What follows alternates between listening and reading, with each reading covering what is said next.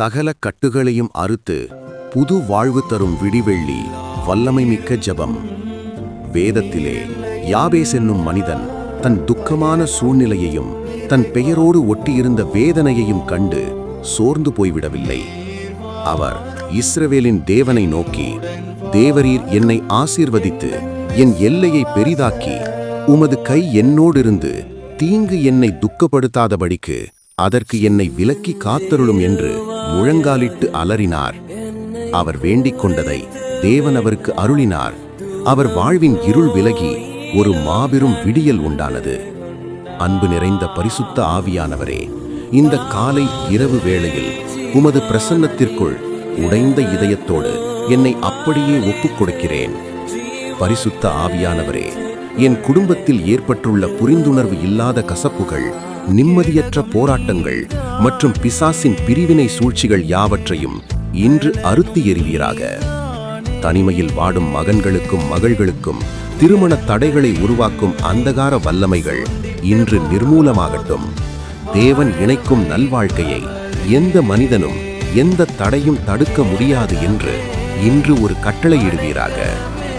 நானே உனக்கு ஆரோக்கியம் வரப்பண்ணி உன் காயங்களை ஆற்றி குணமாக்குவேன் என்று உரைத்த எரேமியா 30:17 வாக்குத்தத்தத்தின்படி என் சரீரத்தை வாட்டும் தீராத வியாதிகள், மருத்துவர்களால் கைவிடப்பட்ட பலவீனங்கள் மற்றும் மன அழுத்தத்தை உண்டாக்கும் நோய்கள் உமது தழும்புகளால் இப்போதே குணமாகட்டும். வறுமை மற்றும் கடன் பாரத்தினால் தலைகுனிந்து நிற்கும் எனக்காக பரலோகத்தின் வாசல்களை திறந்து என் கையின் பிரயாசங்களை ஆசீர்வதிப்பீராக. திறமையிருந்தும் வேலையின்றி தவிக்கும் பிள்ளைகளுக்கு அடைக்கப்பட்ட வாசல்கள் இன்று இயேசுவின் நாமத்தில் திறக்கப்படட்டும். வெறும் கைகளோடு நின்ற எனக்கு நிறைவான ஆசீர்வாதத்தை தந்து உயர்த்தி வைப்பீராக. இதோ நான் புதிய காரியத்தை செய்கிறேன், இப்பொழுதே அது தோன்றும், நீங்கள் அதை அறியீர்களா?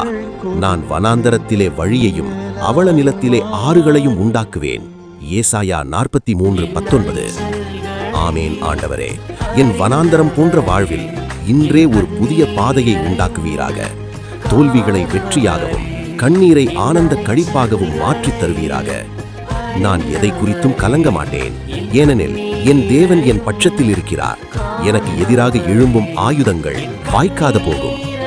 யாபேசின் விண்ணப்பத்தை கேட்டு அவர் வாழ்வை மாற்றியது போல இந்த ஜெபத்தின் வழியாக என் வாழ்வின் கசப்பான நாட்கள் முடிந்து மதுரமான நாட்கள் தொடங்கிவிட்டது என்று விசுவாசிக்கிறேன். மீட்பர் இயேசுவின் நாமத்தில் ஜெபிக்கிறேன் பிதாவே. ஆமேன், ஆமேன், ஆமேன்.